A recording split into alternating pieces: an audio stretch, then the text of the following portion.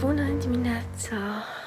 Începem un nou semestru, al doilea semestru din anul 3 de medicină. Iar dacă îl terminăm și pe asta, se duce jumătate de facultate. Wow! Acum este 7:30, trebuie să ajung la 8:30 la facultate. Vom face un fel de mini curs introductiv pentru materia de semiologie medicală. Vom face cu alt domn doctor și a dorit ca în prima zi să ne adunăm câteva persoane din câte o grupă din serie, să ne transmită unele informații generale pentru desfășurarea stagiilor și cam atât pentru astăzi la stagiu. Iar apoi voi mai avea diseară de la 6:30 un curs de fiziopatologie care va fi online. Am rămas în această formă hibrid cu stagiile, laboratoarele la facultate, spital, iar cursurile online.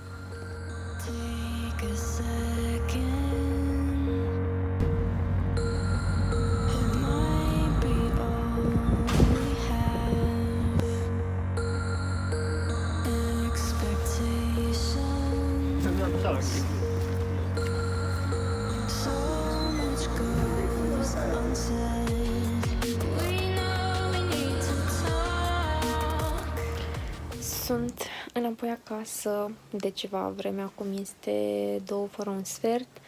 Am mai lenevit puțin pe aici, prin casă, am mai mâncat ceva, iar acum vreau să fac puțină ordine pe birou și pe tabla aceea pe care mai scriu eu, pentru că a rămas totul așa de săptămâna trecută, de când am terminat cu sesiunea. Biroul meu e haos total și vreau să mă organizez puțin, să fac și orarul. Noi avem orarul pe toată seria, dar vreau să fac doar pentru grupa mea, să știu exact cum sunt orele, pentru că se mai modifică. Și în rest, până la 6:30, relax.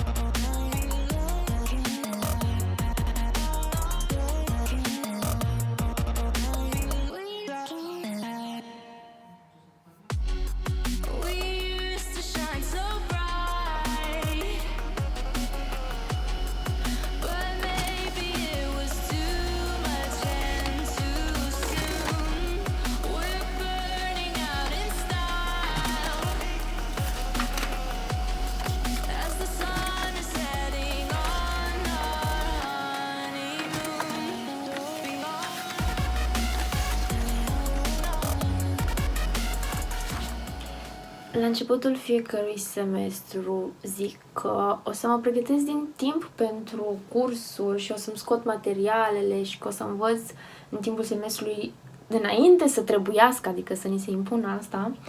Dar mereu m-am trezit că nu mai am timp și nu mai reușesc să mă pregătesc.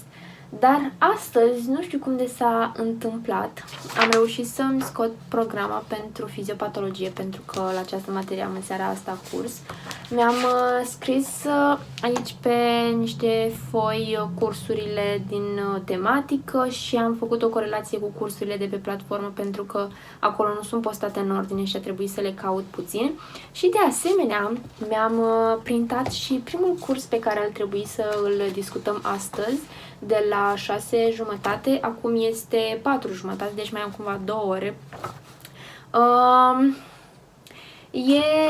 E cumva un curs mai detaliat față de ce am făcut în primul semestru, așa că ar trebui destule informații de aici să le am deja în creier, dar trebuie să le accesez acolo, să mi le amintesc. O să arunc așa o privire pe informații, dar până să înceapă cursul, cred că voi merge dincolo și să fac puțin la puzzle-ul care înainte era aici la mine pe birou. L-am pus pe o sticlă de la un tablou și vreau să mai fac puțin la el, că mi-e dor să mai fac puzzle.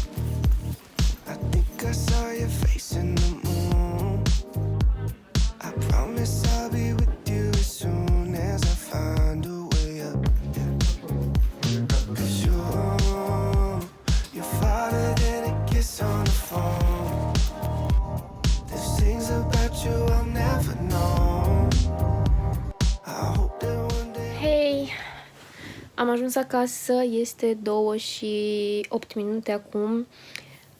Mă rog, am ajuns acasă de pe la 1. Am terminat pe la 1 fără un pic LP-ul de farmacologie. Apoi mi-am luat niște mâncare de la cantină, mi-a fost dor de mâncarea de la cantină și... Da, am avut o combinație ciudată pentru că nu prea mai aveau multe feluri de mâncare și am avut pulpă dezosată la grătar cu paste în sos, dar a fost bun și am mâncat tot ce ați văzut în cadrurile anterioare. Acum mă uit la un meci de la Australian Open, joacă Zverev cu Djokovic. Din păcate Halep a pierdut în fața Serenei Williams, dar urmează să mai am 2 cursuri în seara asta, de la 4:30 de un curs de morfopatologie și apoi de la 6:30 curs de farmacologie.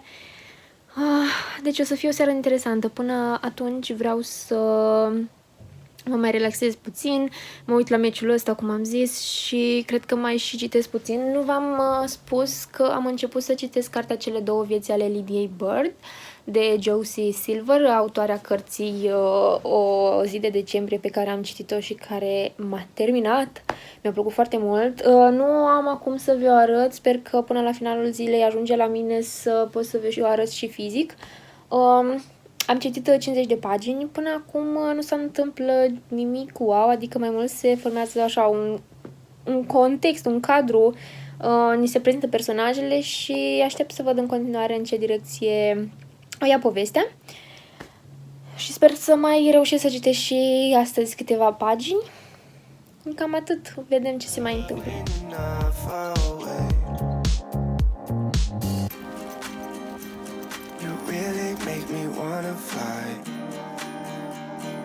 Cross my heart and hope to die. Lonely, you're the reason why I can feel those butterflies when I go to sleep at night.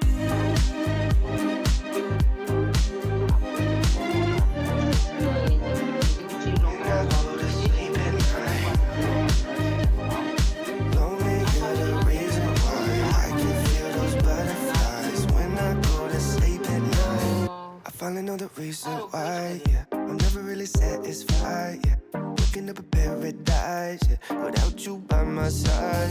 Imagine I walk through your doorway. Imagine skipping all the foreplay. Imagine all the stars in one place. 'Cause you really make me wanna fly. Cross my heart and hope to die. Lonely, you're the reason why I can feel those butterflies when I go to sleep at night.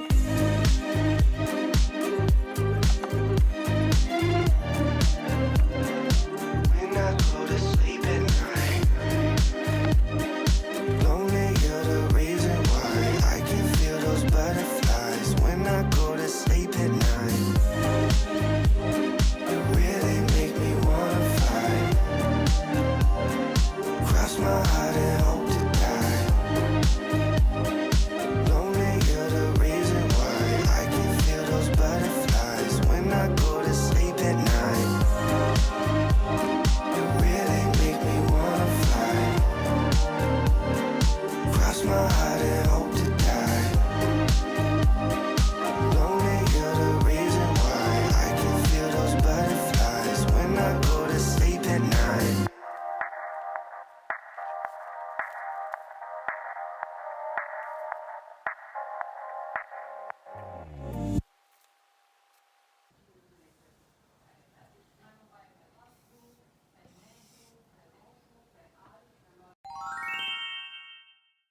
Look up from your telescope, take me on this journey home. I don't wanna wait no.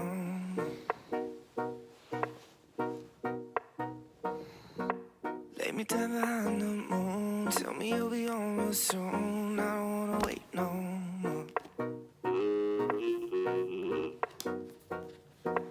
We could be dancing in the stars, we could be floating all the way. As long as I'm safely in your arms, and it don't really matter where we stay. Cause space makes me sad. Cause space makes me sad.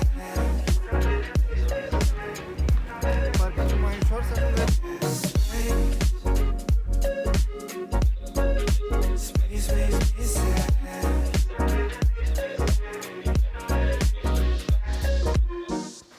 Feeling like Pluto, you already knew though. I'm hiding just behind the stars, but how come the stars don't shine? Am mâncat așa bine încât acum aș vrea doar să mă întind în pat și să mă uit la ceva și să mă relaxez pentru jumătate de oră, o oră. E 8 și 20 de minute acum. Să mă apuc să fac ceva pentru facultate, nu mă mai simt în stare, dar nici nu cred că am ceva de pregătit pentru mâine. Nu mai facem unel pe mâine, s-a mutat pentru vineri. Așa că cred că pot să stau liniștită, să mă uit la ceva film. Nu știu, vom vedea. Sau cred că o să mai citesc puțin din această carte. Am ajuns acum la pagina 77. E altceva, cu totul altceva decât ce mă așteptam. Cealaltă carte pe care am citit de la această autoare, O zi de decembrie, a fost o carte romantică și mă așteptam și asta să fie ceva de genul. Nu citisem deloc descrierea înainte, așa că acum sunt puțin confuză cu ce se întâmplă și trebuie să mai înaintez puțin ca să fac așa o idee mai concretă. Dar merge foarte repede, nu știu, simt așa un sentiment de anticipație că ceva o să se întâmple și cred că o să las filmul ca să mai citesc pentru că nu se știe când mai apuc.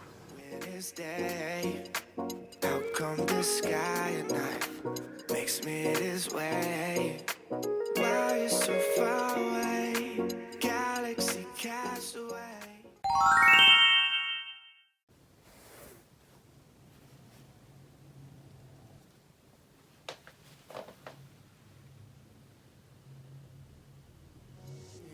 Cause space makes me sad.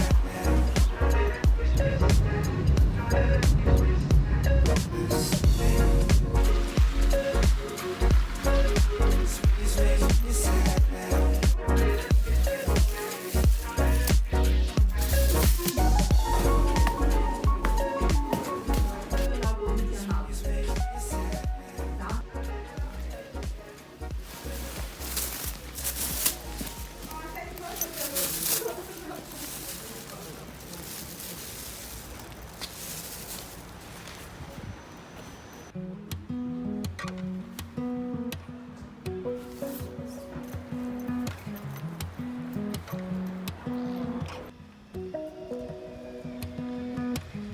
I knew when I saw you, didn't care about the party. Wishing all of these people would just head out so we can talk. I could tell by the smile when you asked where to write your name on my wall. Wish I met you at 16, wish I could have taken you to prom. Better late than never, I see us spending days together, sketching pictures up and singing songs, wondering what I did before you came along. Oh, you're just what I need, the best part of me. Hei, nu vine să cred că am terminat orele pe ziua de astăzi la ora 1. Este 12:57 acum și de acum sunt liberă pentru întreaga zi. Dar fericirea asta o să țină doar astăzi, pentru că săptămâna viitoare nu va mai fi așa, ci voi termina undeva pe la 7 seara. Deci eu zic să mă bucur de ziua asta cât pot. Am avut de dimineață primul stagiu concret de semiologie medicală. Mi-a plăcut foarte mult de doamna doctor care a fost la noi. Am început să învățăm cum să citim o radiografie toracică, după ce elemente trebuie să ne uităm și câteva patologii, cum apar acestea pe radiografie. Mi-am luat o mulțime de notițe și o să vă povestesc puțin zilele viitoare sau chiar sâmbătă ce metodă abordez, ce o metodă vreau să abordez semestrul acesta pentru notițe și o să vedem pe parcurs cum funcționează. După stagiul acesta am venit acasă cu niște mâncare de la cantină. Mi-a fost dor de mâncarea asta și de la 11:30 am avut online laboratorul de morfopatologie.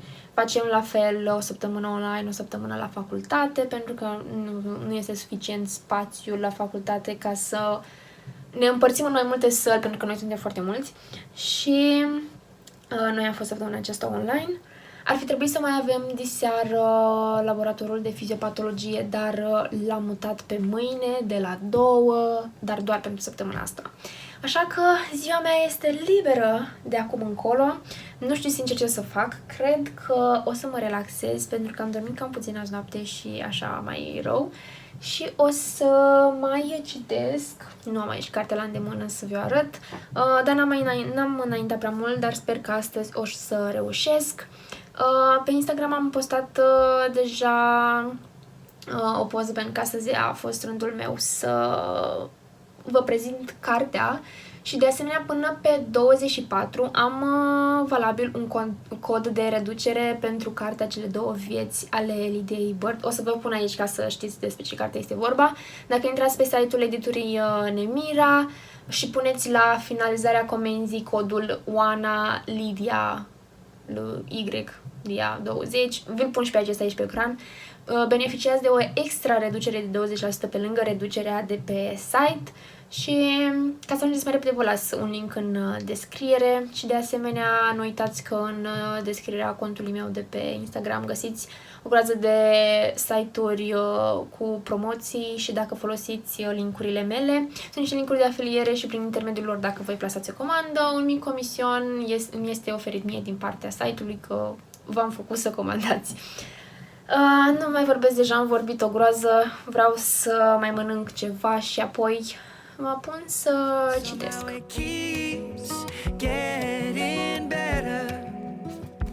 I waited forever, but better late than never. Better late than never.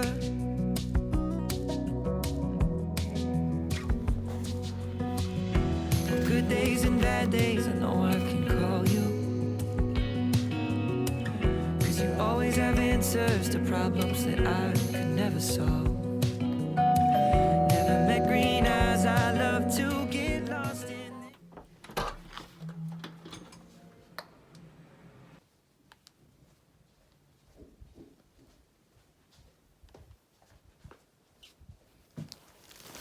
Au ajuns 2 colete.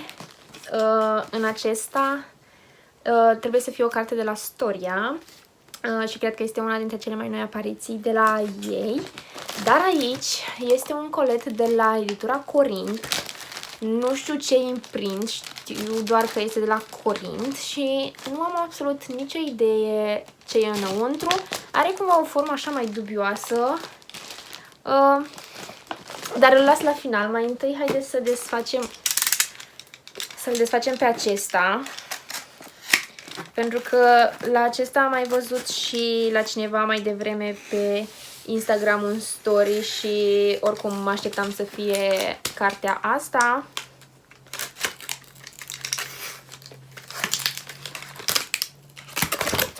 Da. Wow, e mai mare decât... Vai, dar culorile...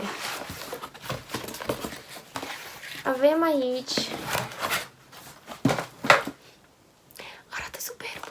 Tweet Cute, cea mai nouă apariție de la Storia Books, de Emma Lord. Dacă îi urmăriți pe Instagram, știți că au avut la un moment dat câteva zile în care au dezvăluit cele mai așteptate apariții ale anului 2021 care vor fi la ei și această carte a fost una dintre ele. Îmi place super mult că au păstrat designul copertei. Ia uitați. Wow, arată absolut superb. Oh, și are chestii dintre acestea cum îmi place mie prin cărți, cu inserții, cu mail-uri, conversații. Wow, nu mă așteptam. Arată superb. Și ei tot timpul au pe coperta interioară astfel de desene. O să vă las puțin aici descrierea de pe spate ca să o citiți dacă vreți să aflați mai multe despre carte. Eu nu am citit descrierea, nu fac asta. De obicei îmi aleg lecturile după ce recenzii aud de la alții, după ce văd reacțiile lor și astfel zic, măi, persoana respectivă citește cărți cam pe gustul meu și dacă i-a plăcut aia, sigur îmi va plăcea și mie. Așa că această carte este una dintre ele. Mulțumesc tare mult, Storia, și abia aștept să ajung la ea. Încerc să îmi fac un program acum că a început noul semestru, astfel încât să am timp și de citit, ca să mai înaintez puțin prin toate lecturile astea pe care vreau să le absorb așa frumos. Și acum să trecem la acest colet. Trebuie să am grijă cum îl desfac ca să nu ajung la ceva important și să stric.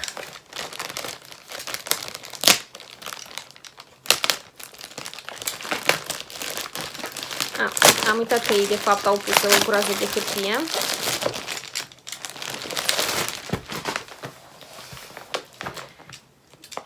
Deci vă spun sincer că nu am absolut nicio idee.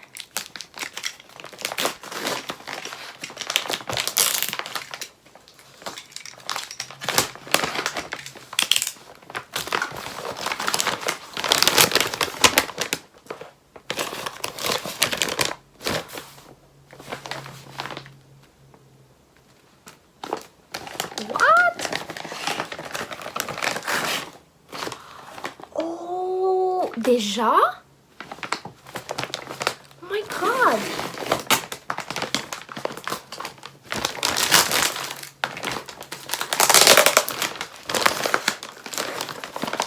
Haideți să o scot de aici, că nu știu cum să le scot pe toate. Avem aici și la fel sunt niște, unele dintre cele mai noi apariții de la ei. În primul rând avem această carte, Aleșii, de Veronica Roth. Veronica Roth este una dintre autorii mei preferați, cam și autori de gen masculin. Și aceasta este o altă carte a ei. Arată super. Din nou, nu citesc descrierile cărților, dar sunt tare curioasă să văd ce lume a mai creat. Am citit seria Divergent și este una dintre seriile mele preferate. Am mai citit și Pe Cetea Morții și cam a scârțit pentru mine cartea respectivă, dar vreau să-i mai acord o șansă, poate nu am citit-o la momentul potrivit.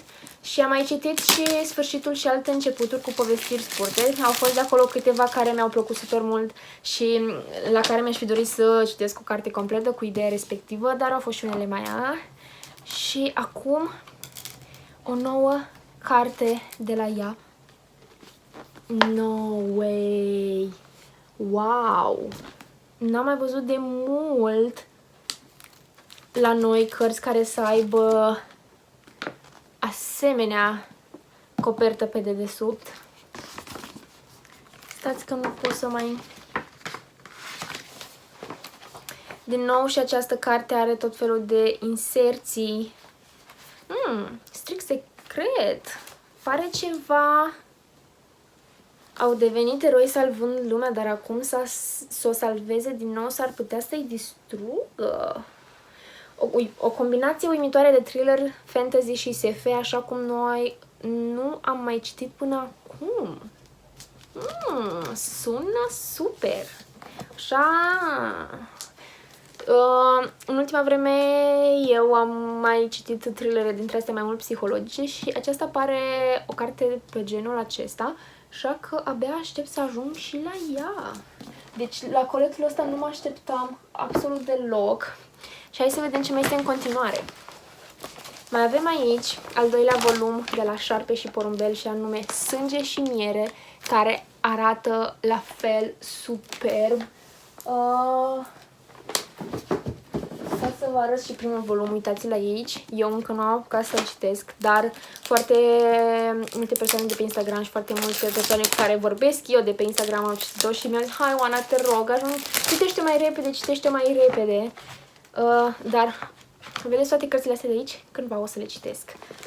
Acesta este volumul 2, acesta este volumul 1 și arată absolut superb. Acesta este din noua lor colecție de Corinthians.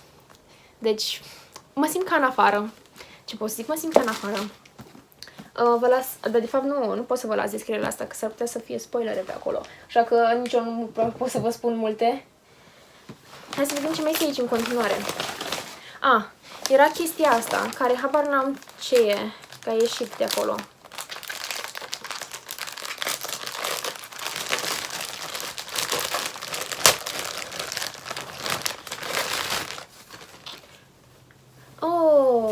Este din nou o sacoșă dintre asta de umăr din pânză pentru cartea de la Veronica Roth cu Aleșii. Am o colecție întreagă de astfel de sacoșe și îmi place să le folosesc vara, mai ales când am depus câte ceva mărunți și nu-mi iau un rucsac după mine. Îmi iau câte o dintre asta sau când merg undeva la cumpărături, sunt super. Hai să vedem ce mai avem aici.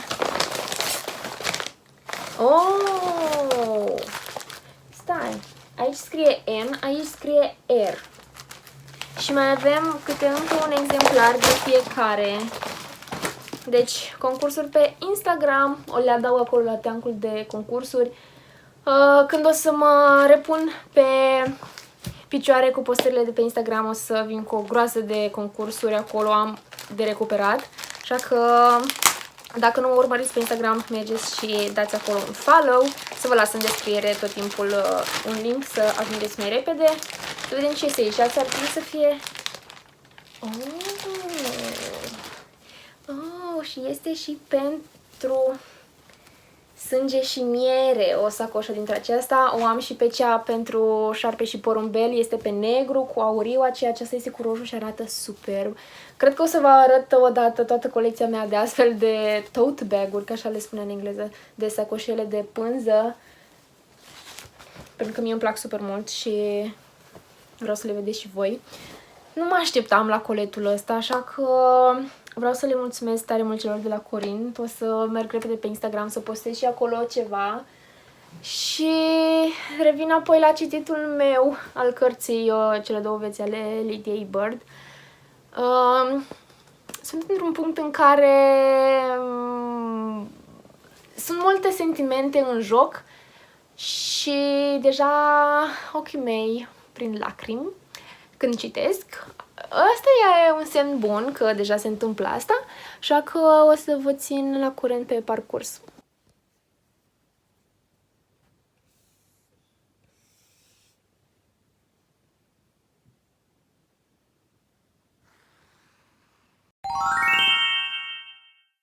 I've been sleeping late, and if I'm speaking honestly, my dreams are the only place. Thought of you can't bother me. And when I'm wide awake, it takes all of my energy to tell our friends we never been this happy. Waiting for the glass house to calm down, waiting to hear that crashing sound, waiting for the right words to tell you how. I don't wanna be false, pretend we're picture perfect when we're breaking beneath the surface. I don't wanna be false, make love like we deserve it, to cover up ourselves. I don't wanna be false,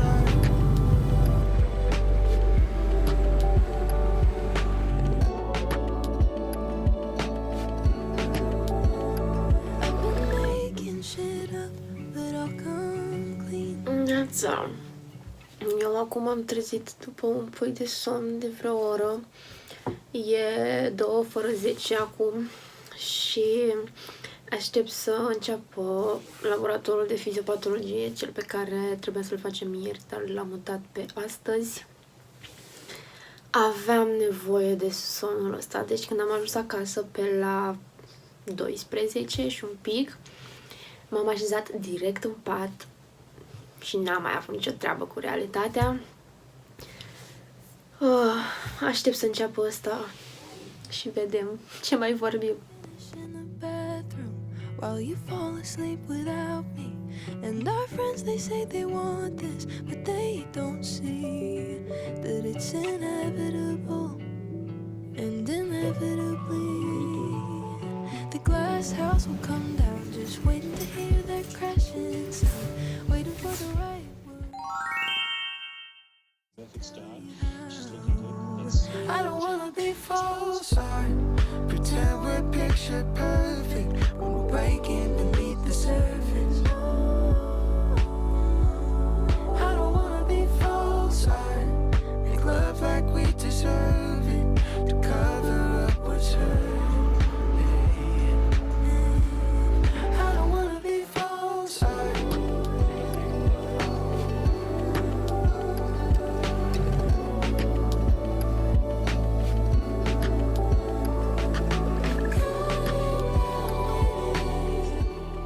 Hei!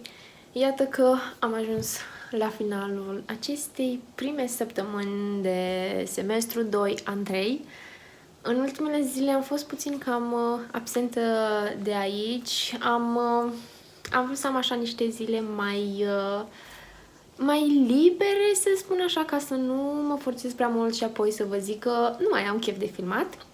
M-am bucurat puțin de această perioadă mai liberă de pe sfârșitul săptămânii și acum că suntem la final, v-am promis că o să vă explic puțin metoda pe care o abordez, pe care vreau să o abordez semestrul acesta, pentru a învăța din timp și să nu rămân cu multă materie spre final sau atunci când avem ceva teste.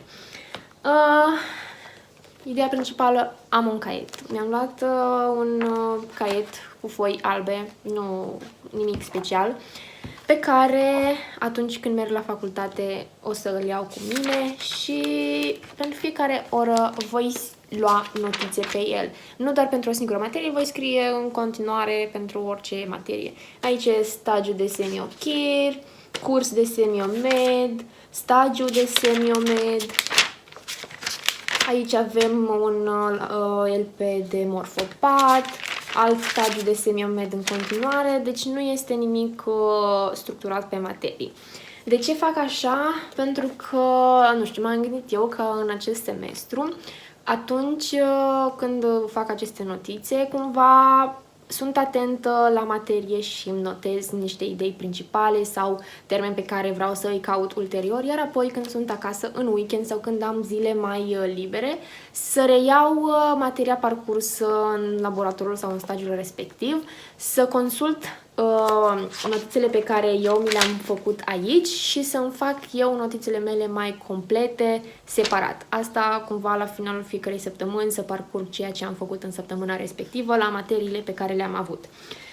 Weekendul acesta nu am făcut prea mult cu chestia asta pentru că încă suntem la început și la unele materii au fost mai mult lucruri organizatorice și sincer, nici nu prea îmi dau seama cam ce ar trebui să fac eu, pe ce ar trebui să mă axez în notițele mele ca să nu le fac degeaba. Așa că săptămâna aceasta am lăsat-o așa și de săptămâna viitoare o să încerc la final sau când mai am timp mai mult liber în timpul săptămânii să îmi fac eu notițele mele. Asta, bineînțeles, implică și să am pregătite cursurile, să le scot la imprimantă, să am pe ce să fac, adică să citesc deci am stat un an jumătate să fac notițe digitale, doar că eu mă plictisesc foarte repede de aceeași metodă și de asta acum vreau să încerc altfel. O să trebuiască să-mi scot cursurile, suporturile de curs, de LP, să am cărțile în format fizic, majoritatea le am, așa că o să vă țin la curent cu ce se întâmplă dacă funcționează această metodă. Și na, asta este scopul meu pe acest semestru. Eu una sper că va funcționa, o să vedem împreună.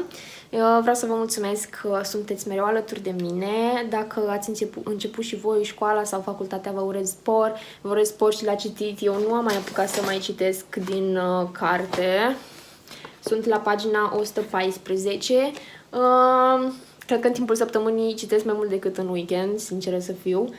Așa că vom vedea ce se mai întâmplă. Vă las, nu uitați de codul meu de reducere, vă las în descriere linkurile despre care vă vorbeam. Pentru emoticonul zilei, vlogului, puteți să lăsați, nu știu ce să lăsați. Uite, o pasăre dintre asta sau un papagal, dacă este pe acolo, dacă tot am aici. E ceva, o pasăre colorată, de preferat un papagal. Vă mulțumesc că sunteți mereu alături de mine, vă urez spor în tot ceea ce faceți și noi ne vedem data viitoare. V-am pupat, pa, pa!